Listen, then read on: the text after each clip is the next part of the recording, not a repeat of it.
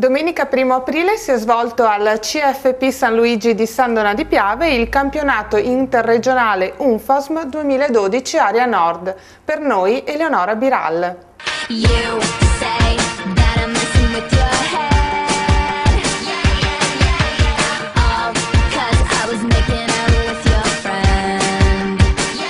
Oggi al CFP San Luigi di Sandona di Piave una competizione di acconciatura. Come si è svolta la gara?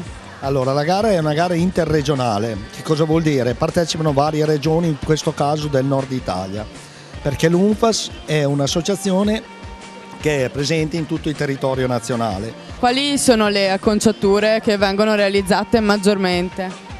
Di tutti i tipi, dalle forme pari per i principianti, andiamo alla linea internazionale, che la parola la dice lunga. In effetti in questo caso partecipa un ragazzo che domenica scorsa a Vienna ha vinto la medaglia d'oro ai campionati europei.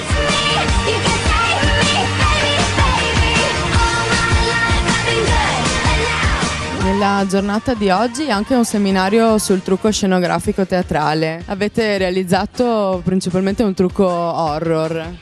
Sì, fa presa e di conseguenza noi diciamo che oggi con questi film, con questi nuovi giovani che amano quello che può essere la trasgressione, l'horror, questo attira molto l'attenzione ed aiuta a creare più interesse verso la formazione, che è piuttosto impegnativa.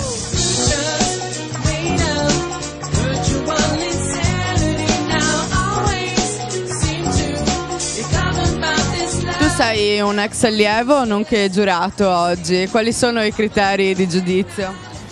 Allora, i criteri di giudizio sono molto semplici, nel senso che in base alla nostra esperienza che ci ha trasmesso come allievo la signora Mauro, è merito poi comunque di una formazione di base, di un'importanza di una scuola, di un insegnamento di un certo livello. E il loro futuro è qui, partono da qui, ma sono veramente brave e anche impegnate, le ho viste tanto impegnate anche con tanto sacrificio, la sera venivano, si preparavano ed è stata una cosa loro, spontanea, insomma, si sono proposte loro e hanno portato a termine, penso bene anche. Cosa rappresentano questi eventi per la vostra associazione? Beh, direi che la prima cosa è l'esperienza personale, perché secondo me questa è un'esperienza che non te la porta via nessuno. E come vicepresidente nazionale io posso dire che l'associazione ha dei fiori agli occhielli, perché questi giovani saranno il futuro della nostra categoria. Quali sono i prossimi appuntamenti? I prossimi appuntamenti saremo in Puglia con il campionato nazionale, questo è il campionato italiano, per cui alla fine di aprile.